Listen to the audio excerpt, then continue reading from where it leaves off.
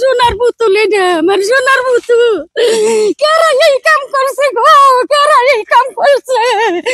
আমি আমি কি করব? আমি তো বাসুম না, নাতি নাকি বুড়া সামকা, আমি নাতি নাকি বুড়া সামকা। দেখেন দেখেন দেখেন, শুনেন শুনেন,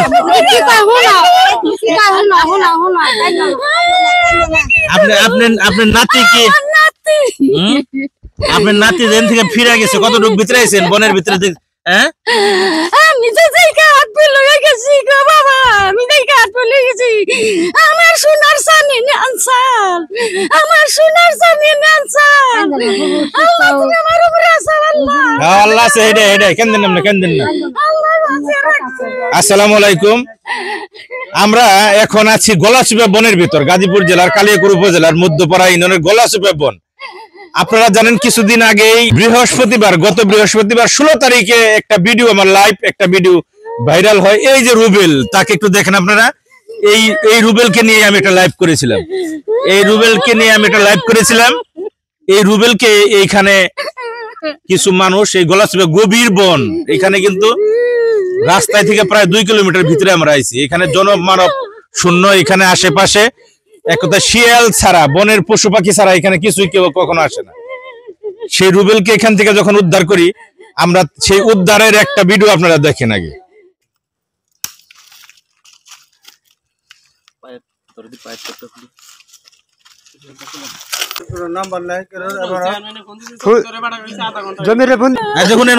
আপনার নাতি তখন আল্লাহ বাঁচিয়ে রাখছে, তাই না? আমরা পাইছি দিকে আপনার কাছে ফিরিয়ে দিয়ে পারছি, তাই না? ভালো মতো ফিরিয়ে দিয়ে তাহলে সুস্থ করছে।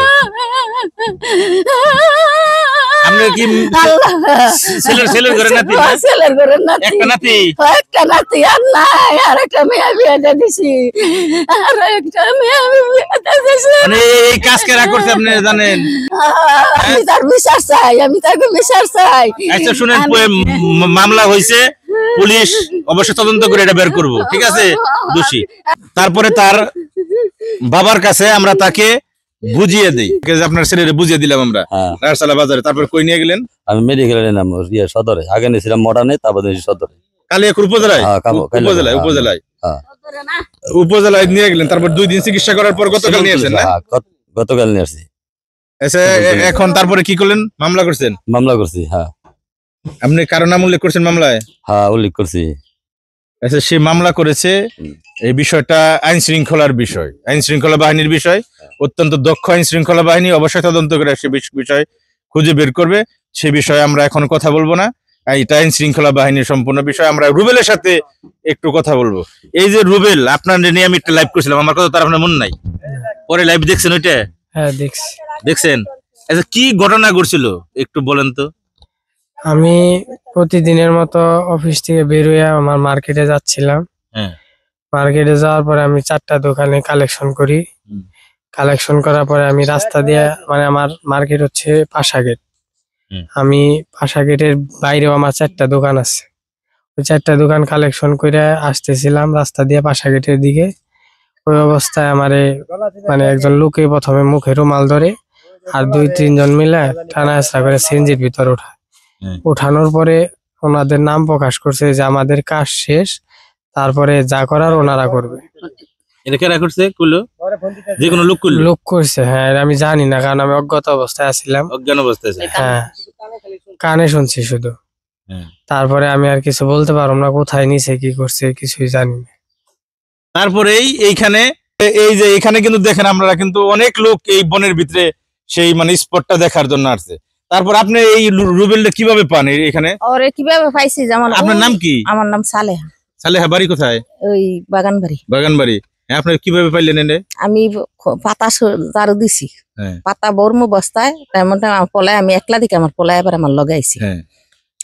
ওরা এবার কতগুণ খড়ি একটু হয়েছে। তারপরে কয় কি, মা পাতা ঝাড়ু দিছে, বস্তাত বইরো না, তো ওই দিকটা তো গুণা দাহি যাও।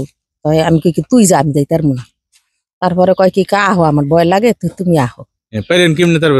এরপরে আইসি, ওই আবার হেন্দার পিছন দার ঢুকছে, আমার আবার কয় জঙ্গলে ঢুকতে দেয় না, কয় তুমি রাস্তা দাঁড়াও, আমি জঙ্গলের ভিতরে ঢুকি, খালি তুমি আমার লগে পাশে থাকো।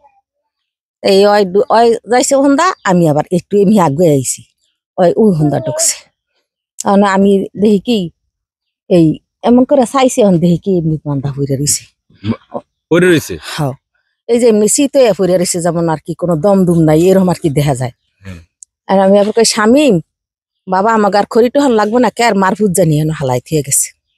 দেখ ও এবার দৌড়দা আইসে, কয় আমি কি বাবা তুই দৌড়িস না, কিলিগা দৌড়িস না, আমরা দেখি নাই শুনি নাই, আমাকে একটা স্পট থাকতে পারে দললে আড্ডা। তা আমরা বাদ গিয়া দোকানের সামনে গিয়া কই গেছে, কজন মুরব্বী আয়া বা পোলাফান টোলাফান লে আয়া দেখুক যে আছে কি না আছে। এই আমরা গিয়া তাড়াতাড়ি পাতা বস্তা ব্যাগ ভরি নেই, দুগা থাপাই ভরি আমার ফুতে আর কি গুণ ভাজা করিয়া হেসে আমরা বাদ গেছি। বাদ গিয়া আমার ফুতে বস্তাটা ওখানে হালাই থুই হেসে দোকানে গেল। দোকানে গিয়া কইলো মতনে ওই আমার বাইসতে আসছিল একজন করিম বেয়ার ফোলা ছোট, ওরা আবার যারে আবার ওই আমার বাই ফুতে নাজিমের লই আইছে। ওই যে অগো লইয়া তার বইয়া ছিল যে চেয়ারম্যানের কাছে ফোন দিছে। ওই মনে আপনারা বললেন ভাই আপনার নাম কি? আমার নাম হলো আমারত। কে কে আসলেন তারপরে উনি যে চাচি বলার পরে? ওনার ছেলে বলার পরে পরে আমার ছেলে আসছিল আর ওই আসছিল। হ্যাঁ, আমার ছেলের নাম হলো হাসিবুল, আর ও আসতে পারে তিনজন আইলেন। হ্যাঁ, তিনজন আয়া পরে আমি প্রথমে এসে এই জায়গায় ওই ছেলেটার ভিডিও করলাম। ভিডিও করার পরে পরে কইছি যে কস্টিপটা আগে ছোটা, কারণ কস্টিপ ছুটে আছে, জীবিত আছে, নড়াচড়া করতেছে, মুখ লড়তে আছে। তো চিন্তা করলাম মুখ লড়ার দেখা দেখে আবার একটু ই করছি, তাহলে একটু পানি দেই, পানি খাওয়া তারপরে দেয় আর কি কস্টিপ ছুটাইছি আমরা। পানি দেওয়ার পরে সাথে পরে খালি মোটরসাইকেল লয়ে খালি পরে চলে গেছি। পরে আপনারা আমার ফোন করেন যে এরকম একটা লোক পাওয়া গেছে, পরে আমাকে একটা আপনি কিন্তু ফোন করছেন, আপনি ফোন করেন যে একটা লোক পাওয়া গেছে ভাই, তার পরিচয় শনাক্ত করা দরকার, তাড়াতাড়ি আপনি একটু আসেন। পরে কিন্তু লাইভ করে আমি তার পরিচয় শনাক্ত করি।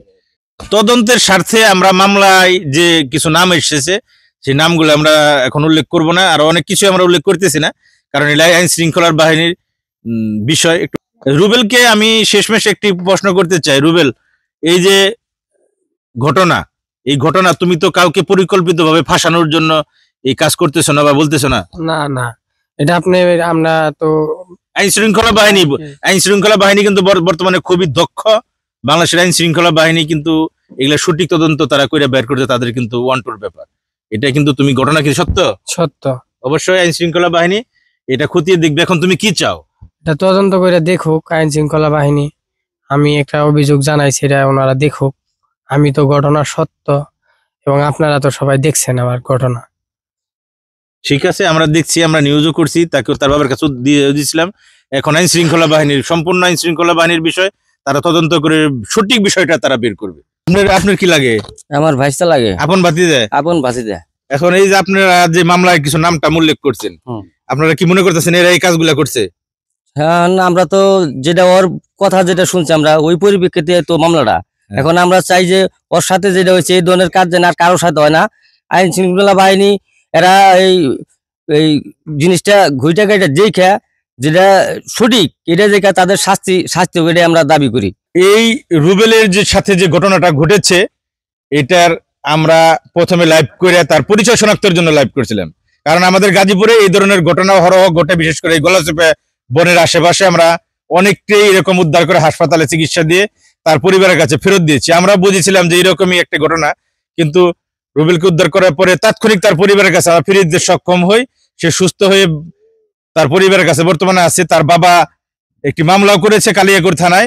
কালিয়াকৈর থানার যে অফিসার আছে, যারা ভারপ্রাপ্ত কর্মকর্তা, বিশেষ করে ওসি মহোদয়, উনি তদন্ত করে দেখবে, সঠিক তদন্ত করে এই মামলাটা যেদিকে যায় আশা করি শাস্তির আওতায় আনবে দোষী হলে তারা, এবং এই ঘটনাটার আসলে সত্যিকার কি ঘটনা সেটা তারা উন্মোচন করবে। পরিশেষে রুবেলের যে বাবা, তার সাথে একটু কথা বলে আমরা এই নিউজটা শেষ করব। আপনার কি সর্বশেষ চাওয়া কি? আমার পোলার যারা এই কাম করছে তাকেও আমি শাস্তি চাই।